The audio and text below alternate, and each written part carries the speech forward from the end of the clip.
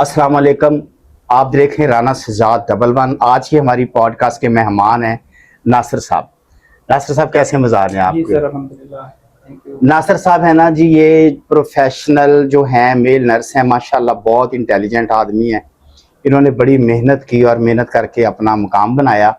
आज ये भी लाहौर में माशाल्लाह कंपनी चला रहे हैं और घर में सर्विस प्रोवाइड करते हैं जो मेल फीमेल स्टाफ नर्सिस। मेरा भी यही काम है, ये मेरा भाई भी यही काम करता है।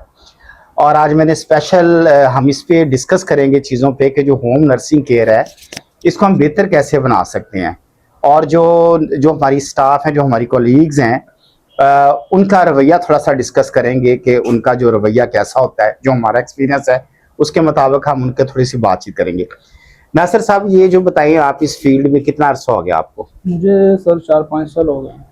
4-5 साल। मैंने खुद भी ड्यूटियाँ की हैं, बहुत सारी ड्यूटियाँ की हैं। हाँ, तो वहीं से हमने ये स्टार्ट की है। पहले ड्यूटीज की हैं, वो एक्सपीरियंस हासिल किया, ठीक है, कुछ अपना स्टडी वगैरह की है। देन फिर हमने कंपनी ज्वाइन की है एक्सपीरियंस गेन करने के बाद। तो अल्हम्दुलिल्लाह तब से लेके आज तक बहुत अच्छा हमारा एक्सपीरियंस है इसमें। लेकिन इसमें बहुत सारी डिफिकल्टीज होती हैं। कुछ डिफिकल्टीज फैमिलीज की तरफ से होती हैं, क्योंकि हमने फैमिली को स्टाफ प्रोवाइड करना होता है। बिल्कुल। इसमें मेल नर्स होते हैं, फीमेल होते हैं, अटेंडेंट होते हैं, हेल्पर होते हैं, और मेड्स वगैरह भी होते हैं जो कि हाई रिस्क है। बिल्कुल ऐसी है। इसमें हमारा जो फैमिली की तरफ से जो हमारा एक्सपीरियंस है ना, वो तकरीबन 70% जो है ना ठीक होता है अच्छा, और 30% जो है ना वो एक्सपीरियंस हमारा अच्छा नहीं है। उसकी रीजन ये होती है कि बाज़ दफ़ा स्टाफ जो होता है ना हमारा जी, क्योंकि उनके घर में ऑलरेडी कुछ उनके जो सर्वेंट्स होते हैं वो वर्क कर रहे होते हैं, कुछ चोरी चुकारी ये चीज़ें हो जाती हैं। तो हम लोग जो है ना उनसे अपना एग्रीमेंट वगैरह साइन करवाते हैं, जिसके ऊपर सारी चीज़ें होती हैं हमारी स्टाफ के कि इनका ये काम है।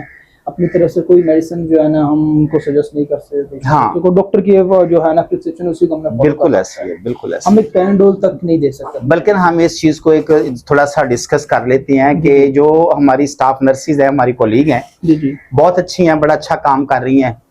और जो जो अच्छा काम नहीं कर रहे उसके बारे में बताते हैं कि उनको जो है ना अपने तौर पे हम कोई भी मेडिसिन एडवाइस करने की इजाजत नहीं देते जी।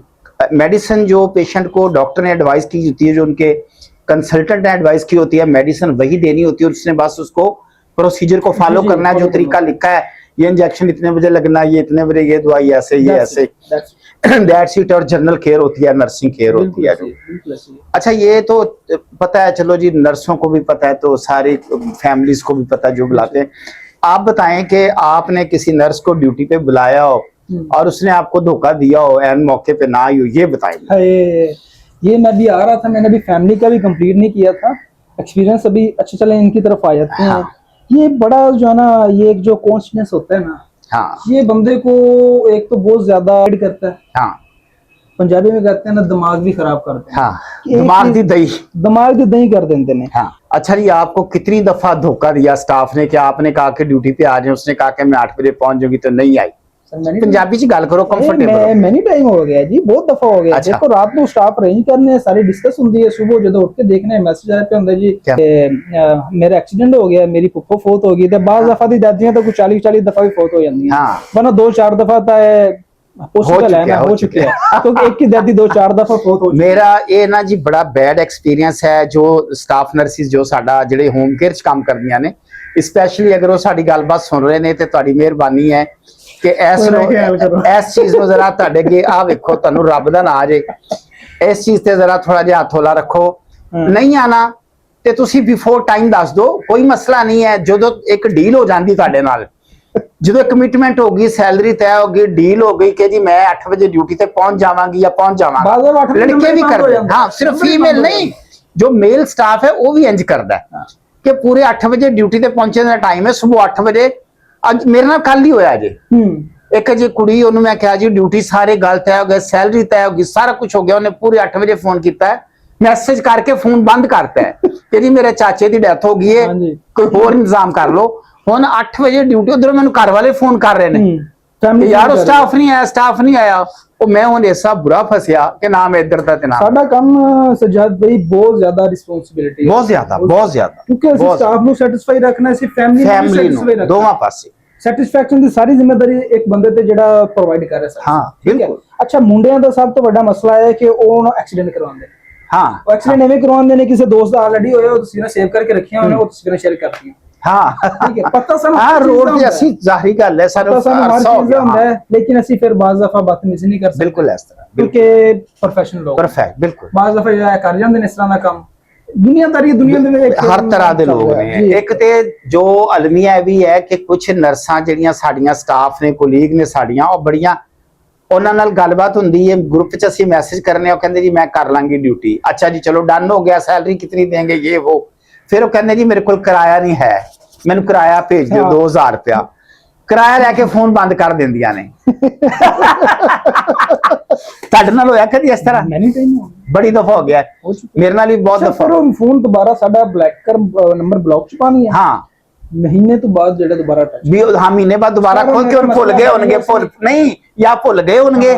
ਅਗਰ ਅਸੀਂ ਗੱਲ ਸ਼ੁਰੂ ਕਰੀਏ ਕਿ ਤੁਸੀਂ ਪਿਛਲੀ ਦਫਾ ਹਰਕਤ ਕੀਤੀ ਸੀ, ਫਿਰ ਐਸੇ ਗੱਲਾਂ ਸੁਣਾਉਣਗੀਆਂ ਕਿ ਮੇਰੀ ਦਾਦੀ ਪਹਿਲੇ ਬਿਮਾਰ ਸੀ, ਅਸੀਂ ਹਸਪੀਟਲ, ਫਿਰ ਉਹ ਫੌਤ ਹੋ ਗਈ, ਉਹਦਾ ਖਤਮ ਸੀ, ਫਿਰ ਉਹਦਾ ਚਲਿਸਵਾ ਕਰਾਇਆ ਤੇ ਇਹ ਮਸਲਾ ਹੋਇਆ। ਸਰ ਮਾਜ਼ਰਤ, ਨੈਕਸਟ ਇੰਸ਼ਾਅੱਲਾ ਐਸਾ ਕੁਝ ਨਹੀਂ ਹੋਏਗਾ। ਅਸੀਂ ਫੁੱਲ ਅੱਛਾ ਦੁਬਾਰਾ ਇੱਕ ਦਫਾ ਡਿਊਟੀ ਕਰਨਗੇ, ਇੱਕ ਦਫਾ ਪੇਸ਼ੈਂਟ ਬੇਸ਼ੱਕ 20 ਦਿਨ ਚੱਲ ਰਿਹਾ, 25 ਦਿਨ ਚੱਲ ਰਿਹਾ, ਮਹੀਨਾ ਚੱਲ ਰਿਹਾ, ਉਸ ਤੋਂ ਬਾਅਦ ਦੁਬਾਰਾ ਫਿਰ ਉਹ ਹਰਕਤ ਰਿਪੀਟ ਕਰਦੇ। ਬਿਲਕੁਲ, ਐਗਜ਼ੈਕਟਲੀ। ਫਿਰ ਉਹ ਸਾਡੀ ਲਿਸਟ ਵਿੱਚ ਬਾਹਰ ਹੋ ਜਾਂਦਾ। ਐਗਜ਼ੈਕਟਲੀ। ਸਾਡੀ ਅੱਜ ਦੀ ਪੋਡਕਾਸਟ ਦਾ ਮਕਸਦ ਹੈ ਕਿ ਅਸੀਂ ਜਿਹੜਾ ਇਸ ਪ੍ਰੋਫੈਸ਼ਨ ਨੂੰ ਬਿਹਤਰ ਬਣਾਈਏ। ਅਗਰ ਸਾਡੇ ਫੀਲਡ 'ਚ ਕੋਈ ਵੀ ਨਰਸ, ਕੋਈ ਕੰਪਨੀ ਵਾਲਾ ਬੰਦਾ ਜਿਹੜਾ ਕੰਪਨੀ ਚਲਾ ਰਹੇ, ਸਾਡੇ ਭਰਾ, ਕੋਈ ਵੀ ਬੰਦਾ ਇਸ ਜਿਹਨੂੰ ਹਰ ਬੰਦੇ ਕੋਲ ਨਾ ਇੱਕ ਸਟੋਰੀ ਹੋਏਗੀ। ਮੈਨੂੰ ਇੰਨਾ ਪਤਾ ਹੈ ਜਿੰਨੇ ਬੰਦੇ ਸਾਡੇ ਦੋਸਤ ਭਰਾ ਕੰਪਨੀਆਂ ਚਲਾ ਰਹੇ ਨੇ ਨਾ, ਸਾਡੇ ਸਮੇਤ, ਹਰ ਬੰਦੇ ਕੋਲੇ ਬੇਤਾਸ਼ਾ ਸਟੋਰੀਆਂ ਨੇ ਸਟਾਫ ਦੀਆਂ। ਮੇਰੇ ਕੋਲ ਵੀ ਨੇ, ਨਾਸਰ ਸਾਹਿਬ ਕੋਲ ਵੀ ਨੇ, ਹਰ ਬੰਦੇ ਕੋਲ ਨੇ। ਮਤਲਬ ਅੱਜ ਸਾਡੀ ਇਹ ਸ਼ੁਰੂ ਕਰਨ ਦਾ ਮਕਸਦ ਇਹ ਹੈ ਕਿ ਅਸੀਂ ਆਪਣੀ ਔਰ ਇੱਕ ਦੂਸਰੇ ਦੀ ਅਸੀਂ ਸਲਾਹ ਕਰੀਏ ਤਾਂ ਕਿ ਨਾ ਅਸੀਂ ਇਹਨਾਂ ਚੀਜ਼ਾਂ ਨੂੰ ਕੰਟਰੋਲ ਕਰ ਸਕੀਏ ਔਰ ਇਹ ਜਿਹੜਾ ਪ੍ਰੋਫੈਸ਼ਨ ਹੈ ਨਾ, ਇਹ ਬਦਨਾਮੀ ਤੋਂ ਬਚੇ। ਮੈਂ ਥੋੜੀ ਇੱਕ ਚੀਜ਼ ਡਿਸਕਸ ਕਰਨੀ ਬੜੀ ਇੰਪੋਰਟੈਂਟ ਹੈ ਜੀ। ਸਟਾਫਾਂ ਨੂੰ ਤਾਂ ਆਪਾਂ ਡਿਸਕਸ ਕਰ ਰਹੇ ਹਾਂ, ਕੰਪਨੀ ਨੂੰ ਡਿਸਕਸ ਨਹੀਂ ਕਰ ਰਹੇ। ਹਾਂ, ਤੁਹਾਡੇ ਮੇਰੇ ਜਿਤਨੇ ਵੀ ਜਾਣਨ ਵਾਲਾ ਸਟਾਫ ਹੈ ਨਾ, ਜਿੱਥੋਂ ਤੱਕ ਸਾਨੂੰ ਯਾਦ ਹੈ, ਕੋਈ ਬੰਦਾ ਇਹ ਨਹੀਂ ਕਹੇਗਾ ਕਿ ਇਹਨਾਂ ਨੇ ਸਾਡਾ ਕੋਈ 1 ਰੁਪਇਆ ਖਾ ਲਿਆ। ਬਿਲਕੁਲ ਇਸ ਤਰ੍ਹਾਂ ਹੀ। ਲੇਕਿਨ ਕੁਝ, ਹੁਣ ਮੈਂ ਬੈਡ ਲੈਂਗੁਏਜ ਯੂਜ਼ ਨਹੀਂ ਕਰਨਾ ਚਾਹ ਰਿਹਾ, ਕੁਝ ਕੰਪਨੀਆਂ ਵਾਲੇ ਐਸੇ ਹੈ ਨੇ, ਉਹਨਾਂ ਵਾਸਤੇ ਪੈਗਾਮ ਵੀ ਹੈ, ਉਹਨਾਂ ਵਾਸਤੇ ਉਹਨਾਂ ਨਾਲ ਇੱਕ ਡਿਸਕਸ਼ਨ ਵੀ ਹੈ ਕਿ ਮੇਰਾ ਭਾਈ ਇਹ ਚੀਜ਼ ਤੋਂ ਥੋੜਾ ਪ੍ਰੇਜ਼ ਕਰੋ। ਇੱਕ ਬੰਦਾ 12 ਘੰਟੇ ਡਿਊਟੀ ਕਰਦਾ ਹੈ, ਉਹ ਲੜਕਾ ਹੈ ਜਾਂ ਲੜਕੀ ਹੈ, ਆਪਣਾ ਟਾਈਮ ਦਿੰਦਾ ਹੈ, ਠੀਕ ਹੈ, ਹਾਂ, ਤੇ ਉਹਨੂੰ ਫਿਰ ਤੁਸੀਂ ਤਨਖਾਹ ਨਹੀਂ ਦਿੰਦੇ, ਪੈਸੇ ਨਹੀਂ ਦਿੰਦੇ, ਫਿਰ ਉਹਨੂੰ ਬਲੈਕਮੇਲ ਕਰਦੇ ਹੋ। ਠੀਕ ਹੈ, ਇਹ ਚੀਜ਼ ਨਾ ਕਰੋ। ਕੋਈ ਬੰਦਾ ਆਊਟ ਆਫ ਸਿਟੀ ਤੋਂ ਆ ਰਿਹਾ, ਵਿਚਾਰਾ ਰੈਂਟ ਤੇ ਰਹਿ ਰਿਹਾ, ਕਿ ਉਹਦਾ ਰੈਂਟ ਹੈ 15-20 ਹਜ਼ਾਰ ਰੁਪਏ, ਉਹਦਾ ਖਾਣਾ ਹੈ, ਉਹਦਾ ਕਨਵੈਂਸ ਦਾ ਮਸਲਾ ਹੈ, ਉਹਨੇ ਇੱਕ ਫੀਮੇਲ ਹੈ, ਮੋਸਟਲੀ ਫੀਮੇਲਸ ਨਾਲ ਇਸ ਤਰ੍ਹਾਂ ਹੀ ਆਪਣਾ ਟਾਈਮ ਦਿੰਦੇ ਨੇ, ਆਪਣਾ ਜੋ ਵੀ ਮਾਮਲਾਤ ਨੇ, ਠੀਕ ਹੈ, ਲੇਕਿਨ ਜਿਹੜੇ ਤੁਸੀਂ ਉਹਨਾਂ ਦੇ ਪੈਸੇ ਨਹੀਂ ਨਾ ਦਿੰਦੇ, ਇਹ ਬਹੁਤ ਬੁਰੀ ਹਰਕਤ ਹੈ। ਮੈਂ ਰਿਕੁਐਸਟ ਵੀ ਹੈ ਤੁਹਾਡੇ ਅੱਗੇ ਕਿ ਇਸ ਚੀਜ਼ ਨੂੰ ਜ਼ਰਾ ਜਿਹੜਾ ਨਾ ਇਸੇ ਹੋਰ ਕਰੇ। ਔਰ ਤੁਸੀਂ ਦੇਖੋ, ਅਗਰ ਤੁਸੀਂ ਆਪਣੇ ਕੋਲੋਂ ਉਹਨਾਂ ਨੂੰ ਕੋਈ ਹੌਸਲਾ ਅਫਜ਼ਾਈ ਨਹੀਂ ਨਾ ਕਰ ਸਕਦੇ ਕਿ ਜੋ ਉਹਨਾਂ ਦਾ ਰਾਈਟ ਹੈ ਉਹਨਾਂ ਨੂੰ ਪੇ ਕਰੋ, ਉਹਨਾਂ ਦਿਓ ਨਾ ਯਾਰ, ਤੁਸੀਂ ਕਿਹੜਾ ਕੋਲੋਂ ਦੇਣੀ ਹੈ। ਬਿਲਕੁਲ, ਜਿਹੜੀ ਉਹਨਾਂ ਤੋਂ ਫੈਮਿਲੀ ਕੋਲੋਂ ਲਈ ਹੈ, ਤੁਸੀਂ ਸਟਾਫ ਦੀ ਵਜ੍ਹਾ ਤੋਂ ਆਪਣਾ ਰੋਜ਼ਗਾਰ ਕਮਾ ਰਹੇ ਹੋ, ਠੀਕ ਹੈ। ਅਗਰ ਤੁਸੀਂ ਉਹ ਤੁਹਾਡੇ ਤੋਂ ਸਟਾਫ ਸੈਟੀਸਫਾਈ ਹੈ ਨਾ, ਤੁਸੀਂ ਕਦੇ ਵੀ ਜਿਹੜਾ ਨਾ ਕਾਮਯਾਬ ਨਹੀਂ ਹੋ ਸਕਦੇ। ਔਰ ਦੂਸਰੀ ਗੱਲ ਇਹ ਹੈ ਕਿ ਸਿਰਫ ਤੁਹਾਡੀ ਇਸ ਹਰਕਤ ਦੀ ਵਜ੍ਹਾ ਤੋਂ ਸਾਰੀਆਂ ਕੰਪਨੀਆਂ ਬਦਨਾਮ ਹੋਣਗੀਆਂ। ਖੈਰ, ਸਟਾਫ ਨੂੰ ਬਿਹਤਰ ਪਤਾ ਹੈ ਕਿ ਕਿਹੜਾ ਬੰਦਾ ਮਾਰਕੀਟ 'ਚ ਕੀ, ਜਿਵੇਂ ਸਾਨੂੰ ਪਤਾ ਹੈ ਨਾ, ਹਰ ਬੰਦੇ ਨੂੰ, ਸਟਾਫ ਨੂੰ ਹੁਣ ਪਤਾ ਚੱਲ ਗਿਆ ਕਿ ਕਿਹੜਾ ਬੰਦਾ ਮਾਰਕੀਟ 'ਚ ਕੀ ਕੰਮ ਕਰ ਰਿਹਾ ਹੈ, ਤੇ ਜੀ ਮਜ਼ਦੂਰੀ ਹੈ ਸਰ, ਪਸੀਨਾ ਖੁਸ਼ਕ ਹੋਣ ਤੋਂ ਪਹਿਲੇ ਉਹਦੀ ਅਦਾ ਕਰਨੀ ਨਾ ਕਰੋ, ਲੇਕਿਨ ਉਹਨਾਂ ਨੂੰ ਇੱਕ ਡੇਟ ਦਿਓ ਕਿ ਇਹ ਡੇਟ ਹੈ, ਅੱਛਾ ਅਸੀਂ ਤੁਹਾਨੂੰ ਪੇ ਕਰਨਾ ਹੈ। ਬਿਲਕੁਲ, ਪੇ ਕਰੋ, ਆਪਣਾ ਟਰਸਟ ਜਿਹੜਾ ਕੰਮ ਕਰੋ, ਬਿਲਕੁਲ ਖਰਾਬ ਨਾ ਕਰੋ। ਔਰ ਜਿਹੜੀਆਂ ਸਾਡੀਆਂ ਕੋਲੀਗ ਜਿਹੜੀਆਂ ਕਿਰਾਇਆ ਲੈ ਕੇ ਨੱਸ ਜਾਂਦੀਆਂ ਨੇ, ਉਹਨਾਂ ਨਾਲ ਵੀ ਗੁਜ਼ਾਰਿਸ਼ ਹੈ ਕਿ ਖੁਦਾ ਦਾ ਨਾਮ ਦੀ ਇੰਜ ਨਾ ਕਰੋ। ਇਹਦੇ ਨਾਲ ਨਾ ਤੁਹਾਡੀ ਇੱਕ ਰਿਪਿਊਟ, ਜਿਹੜਾ ਬੰਦਾ, ਦੇਖੋ ਇਹ ਪ੍ਰੋਫੈਸ਼ਨ ਹੈ ਬੜਾ ਸੀਰੀਅਸ। ਤੁਸੀਂ ਜਦੋਂ ਇਹ ਛੋਟੇ ਫਰਾਡ 500 1000, ਇਹਦੀ ਕੀ ਔਕਾਤ ਹੈ? ਤੁਸੀਂ ਇੰਨੇ ਚ ਮਤਲਬ ਆਪਣੇ ਆਪ ਨੂੰ ਇੰਨਾ ਡੀਵੈਲਿਊ ਕਰ ਲੈਂਦੇ ਹੋ ਕਿ ਉਹ ਨਾ, ਮਤਲਬ ਕਿ ਆਪਣਾ ਜ਼ਮੀਰ ਹੀ ਗਵਾਰਾ ਨਹੀਂ ਕਰਦਾ ਬੰਦੇ ਦਾ ਕਿ ਯਾਰ ਮੈਂ ਇੱਕ 500 ਪਿੱਛੇ ਜਾਂ 1000 ਪਿੱਛੇ ਜਾਂ 2000 ਲੈ ਕੇ ਮੈਂ ਇਸ ਤਰ੍ਹਾਂ ਦੀ ਹਰਕਤ ਕਰਾਂਗੀ ਤੇ ਉਹ ਕਿੰਨੀ ਬੈਡ ਰਿਪਿਊਟ ਹੈ। ਲਾਸਟ ਟਾਈਮ ਜਿਹੜਾ ਨਾ ਇੱਕ ਹੈਪਨ ਹੋਇਆ, ਹਾਂ, ਕਿ ਰਾਤ ਨੂੰ ਇੱਕ ਦਫਾ ਮੈਨੂੰ ਇੱਕ ਸਟਾਫ ਦੀ ਕਾਲ ਆਈ ਹੈ। ਅੱਛਾ, ਉਹਨਾਂ ਨੇ ਕਿਹਾ ਹੈ ਕਿ ਇੱਕ ਸਟਾਫ ਜਿਹੜੀ ਹੈ ਨਾ, ਉਹਨੂੰ ਕੰਮ ਨਹੀਂ ਸੀ ਆ ਰਿਹਾ, ਕਿਸੇ ਹੋਰ ਕੰਪਨੀ ਦਾ ਪੇਸ਼ੈਂਟ ਹੈ। ਸਟਾਫ ਬਹੁਤ ਅੱਛੀ ਸੀ, ਮੈਂ ਬਹੁਤ ਅੱਛੀ ਹੈ, ਮੈਂ ਆਲਵੇਜ਼ ਦੁਆ ਵੀ ਕਰਾਂਗਾ ਕਿ ਹਮੇਸ਼ਾ ਉਹਨਾਂ ਨੂੰ ਅੱਲਾਹ ਤਾਲਾ ਕਾਮਯਾਬ ਕਰੇ। ਉਹਨਾਂ ਨੇ ਮੈਨੂੰ 1 ਵਜੇ ਕਾਲ ਕਰੀ ਹੈ ਕਿ ਜੀ ਸਟਾਫ ਭੇਜੋ, ਬੇਬੀ ਕੇਅਰ ਦੀ ਡਿਊਟੀ ਹੈ। ਜੀ, ਉਹ ਸਟਾਫ ਜਿਹੜੀ ਆਲਰੇਡੀ ਤੋਂ ਕੰਮ ਕਰ ਰਹੀ ਸੀ, ਉਹਨੂੰ ਕੰਮ ਨਹੀਂ ਸੀ ਆ ਰਿਹਾ, ਫੈਮਿਲੀ ਜਿਹੜੇ ਨਾ ਬਹੁਤ ਜ਼ਿਆਦਾ ਹਾਈਪਰ ਹੋ ਗਈ ਸੀ। ਤੇ 1 ਵਜੇ ਮੈਂ ਇੱਕ ਸਟਾਫ ਨੂੰ ਕਾਲ ਕਰੀ ਹੈ, ਉਹਨੇ ਦੂਸਰੀ ਗੱਲ ਨਹੀਂ ਕਰੀ, ਰੈਡੀ ਹੋ ਗਈ, ਉਹਦਾ ਹਸਬੈਂਡ ਉਹਨੂੰ ਛੋੜਨ ਚਲਾ ਗਿਆ, ਉਹਨੇ ਜਾ ਕੇ ਡਿਊਟੀ ਕਰੀ ਹੈ। ਠੀਕ ਹੈ, ਉਹਨੇ 4 ਦਿਨ ਡਿਊਟੀ ਕਰੀ, ਉਹਨਾਂ ਦਾ ਐਗਰੀਮੈਂਟ ਸੀ 4-5 ਦਿਨ ਦਾ ਰਿਹਾ, ਬਾਕੀ ਪੈਂਡਿੰਗ ਜਿਹੜਾ ਹੈ ਸੀ। हाँ। अच्छा उसने पेमेंट उस बंदे ने हाल तक नहीं करी, जेडी औरत रात ਨੂੰ 1 ਵਜੇ ਜਾ ਕੇ ਡਿਊਟੀ ਕਰ ਰਹੀ ਹੈ, ਉਹ ਮੇਰੀ ਇੱਕ ਕੋਲ ਸੀ ਕਿਉਂਕਿ ਮੇਰਾ ਟਰਸਟ ਇੱਕ ਬਿਲਡ ਕੀਤਾ ਹੋਇਆ ਮੈਂ ਆਪਣਾ ਫੀਲਡ ਦੇ ਵਿੱਚ, ਠੀਕ ਹੈ।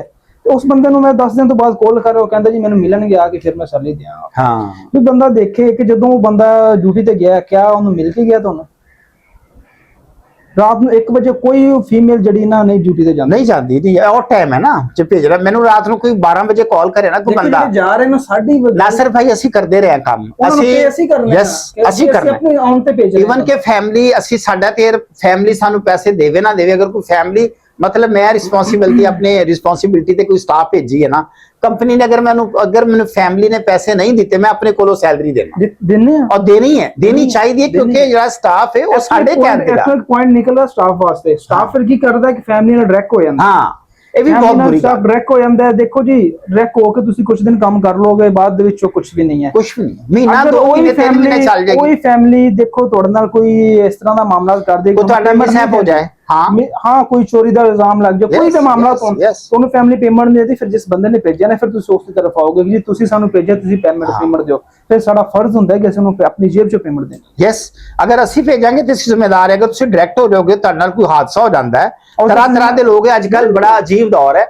ਮੈਂ ਪਿਛਲੇ ਦਿਨ ਦੇ ਵਿੱਚ ਇੱਕ ਕੁੜੀ ਸੀ, ਉਹ ਮੈਂ ਉਹਨੂੰ ਕਿਤੇ ਭੇਜਿਆ ਡਿਊਟੀ ਤੇ, ਇੱਕ ਪੈਗਾਮ ਦਿਓ ਕਿ ਐਗਰੀਮੈਂਟ ਤੇ ਕੰਮ, ਇਹ ਪੈਗਾਮ ਹੈ ਤੁਹਾਡੇ ਵਾਸਤੇ, ਹਾਂ ਇਹ ਸਿਰਫ ਨਾ ਗੱਲਾਂ ਸਾਡੇ ਸਭ ਵਾਸਤੇ, ਸਾਡੀ ਇੱਕ ਟੀਮ ਵਰਕ ਹੈ, ਸਟਾਫ ਵੀ ਔਰ ਕੰਪਨੀਆਂ ਦੇ ਜਿਹੜੇ ਸਾਹਿਬਾਨ ਨੇ ਇੱਕ ਟੀਮ ਵਰਕ ਹੈ, ਇੱਕ ਨਾ ਕੋ ਵਰਕਰ ਰਿਲੇਸ਼ਨਸ਼ਿਪ ਹੈ, ਠੀਕ ਹੈ ਨਾ, ਕੋ ਵਰਕਿੰਗ ਰਿਲੇਸ਼ਨਸ਼ਿਪ। ਇੱਕ ਮੈਂ ਕੁੜੀ ਨੂੰ ਭੇਜਿਆ ਇੱਕ ਡਿਊਟੀ ਤੇ, ਔਰ ਜਦੋਂ ਡਿਊਟੀ ਉਹ ਕਰਕੇ ਆ ਗਈ ਕੁਝ ਦਿਨ ਬਾਅਦ ਉਹ ਦੁਬਾਰਾ ਉਹਨਾਂ ਕੋਲ ਡਾਇਰੈਕਟ ਹੋ ਗਈ, ਉਹਨਾਂ ਨੇ ਫੋਨ ਕੀਤਾ ਉਹਨੂੰ ਡਾਇਰੈਕਟ ਉਹ ਚਲੀ ਗਈ, ਠੀਕ ਹੈ। ਮੈਨੂੰ ਉਹਨੇ ਦੱਸਿਆ ਵੀ ਨਹੀਂ, ਔਰ ਉਹ ਤਕਰੀਬਨ 1 ਮਹੀਨਾ ਬਾਅਦ ਉਹਨੇ ਮੈਨੂੰ ਫੋਨ ਕੀਤਾ, ਰੋ ਕੇ ਫੋਨ ਕੀਤਾ ਅੱਧੀ ਰਾਤ ਵੇਲੇ। ਮੈਂ ਕਿਹਾ ਜੀ ਕੀ ਹੋਇਆ, ਕਿ ਸਿਸਟਰ ਖਰੀਏ ਤੇ ਕੀ ਹੋਇਆ? ਕਹਿੰਦੀ आप ना फौरी यहाँ पहुंचे। मैं क्या किथे पहुंचा? यहाँ पहुंचे। मैं कहा जी मैं क्यों पहुंचा? कहती जी वो जहां आपने मुझे ड्यूटी पे भेजा था ना मैं वहां ड्यूटी कर रही हूँ। मैं कहा जी मेरी ड्यूटी कर रहे हो? कहती नहीं। मैं कहा फिर कहती डायरेक्ट कर रही हूँ। तो मैं कहा मैं क्यों पहुंचा? कहती उन्होंने मुझे थप्पड़ मारे हैं, उनके गार्ड ने मुझे थप्पड़ मारे हैं, उन्होंने मुझे थप्पड़ मारे हैं, गलीज गालियां दी हैं, रोई जा रही। मैं क्या जी देखो मैं अगर मेरे रेफरेंस नाल तुसी जांदे ਕਿਸੇ ਦੀ ਐਸੀ ਤੈਸੀ ਉੱਤੇ ਤੋਂ ਤੁਹਾਡਾ ਕੋਈ ਹਰਕਤ ਕਰ ਜਾਂਦਾ, ਆਪੇ ਗਏ ਹੋ ਇਹ ਮਸਲੇ ਨੂੰ ਆਪੇ ਨਿਬੇੜੋ, ਮੈਂ ਤੁਹਾਡੀ ਕੋਈ ਹੈਲਪ ਨਹੀਂ ਕਰ ਸਕਦਾ, ਠੀਕ ਹੈ, ਕਿਉਂਕਿ ਮੈਂ ਕਿਸੇ ਹਸੀਅਤ ਨਾਲ ਜਾਵਾਂ। ਅਗਰ ਮੈਂ ਉੱਥੇ ਜਾਣਾ ਉਹ ਮੇਰੇ ਗੱਲ ਪੈਣਗੇ ਕਿ ਜੀ ਤੁਸੀਂ ਮਾਮੇ ਲੱਗਦੇ ਹੋ, ਇਹ ਸਾਡੇ ਨਾਲ ਡਾਇਰੈਕਟ ਕੰਮ ਕਰ ਰਹੀ, ਅਸੀਂ ਜਾਣੀਏ ਤੇ ਇਹ ਜਾਣੇ।